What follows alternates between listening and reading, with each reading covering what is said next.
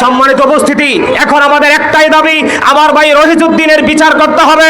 আমার ভাই রহিজউদ্দিনের এই যে হত্যার মামলার বিচার হবে, বিচার করতে হবে, তাদেরকে অ্যারেস্ট করতে হবে। আর আমরা যারা সুন্নি জনতা আছি, সকল সুন্নি জনতা যে যেখান থেকে আছি, কে বড় কে ছোট, আমরা সেই দিকে না তাকিয়ে এখন থেকে আমাদেরকে সবাইকে ঐক্যবদ্ধ হয়ে একটা প্ল্যাটফর্মে দাঁড়িয়ে আমাদেরকে আগামী দিনে বাতিলকে রুখে দেওয়ার জন্য এবং আমার ভাই রহিজের হত্যার বিচার কিভাবে আমরা পাবো সেইটার জন্য আমাদেরকে প্রস্তুতি নিতে হবে। সম্মানিত উপস্থিতি, সম্মানিত সুধী, আমাদেরকে ভুলে গেলে চলবে না, তারা কিন্তু আমাদেরকে নরম ভেবেছে। তারা কিন্তু আমাদেরকে নরম ভেবেছে, তারা কিন্তু আমাদেরকে ছোট ভেবেছে।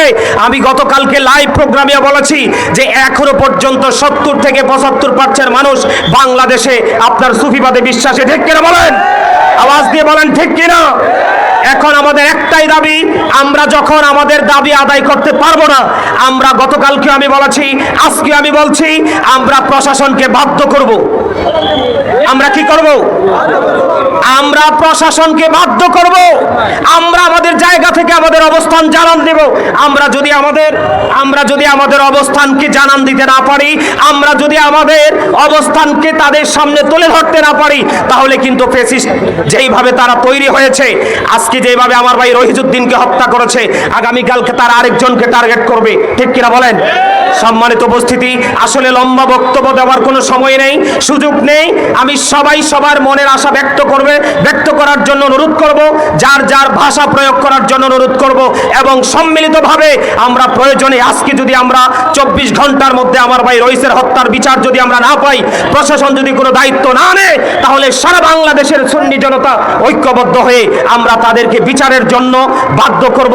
এই প্রত্যাশা ব্যক্ত করে আমি আমার আলোচনা শেষ করছি। আসসালামু আলাইকুম ওয়া রাহমাতুল্লাহি ওয়া বারাকাতুহু।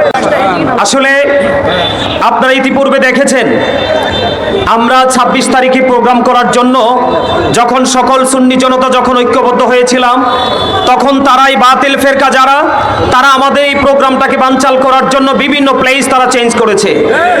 একটার পর একটা নাটকীয় প্লেস চেঞ্জ করার পরে যখন তারা আমাদের এই প্রোগ্রামটাকে কোনোভাবেই বানচাল করতে পারেনি, এটাকে রুখে দিতে পারেনি, এটাকে প্রতিহত করতে পারেনি, দেখেছে সারা বাংলাদেশের সুন্নি জনতা অপ্রতিরোধ্য গতিতে ঢাকার দিকে এগিয়ে চলছে, তখন সেটা দেখার জন্য তারা, আপনারা খেয়াল করেছেন কিনা আমি জানি না, আমি যখন ওখানে উপস্থিত ছিলাম, আমি কিন্তু আমার ভাইয়েরা কে কি করছে সেদিকে যতটুকু নজর ছিল, তার চেয়ে বেশি নজর ছিল বাতিলদের দিকে।